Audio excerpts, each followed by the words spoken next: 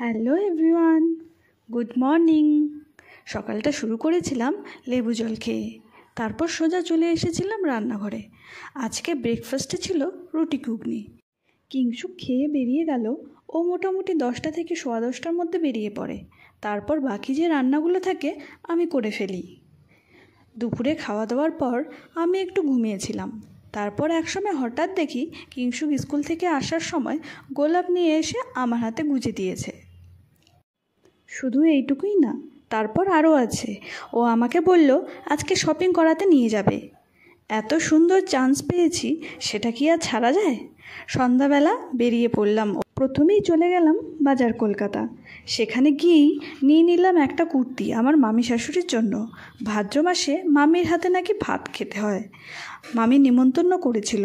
এত গরমে কষ্ট করে রান্না করে খাওয়াবে আর আমরা কিছু দিব না, সেটা কি করে হয়?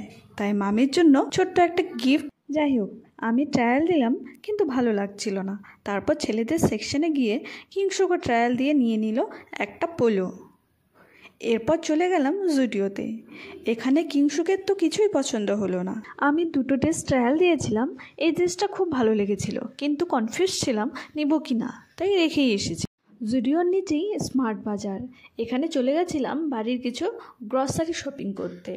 শপিং করতে করতেই এখানে দেখি ফ্রোজেন অনেক আইটেম আছে, মোমো, পরাঠা, আরও অনেক কিছু। যাই হোক, সেগুলো নিয়ে আমাদের কাজ নেই। যদি কোনো দিন হাতে একদমই সময় না পাই, তবে এখান থেকে নিয়ে গিয়ে ট্রাই করব কোনো দিন। তারপর চলে এসেছিলাম রিলায়েন্সে। এখান থেকে কিংসুক একটা শার্ট নিয়ে নেয়।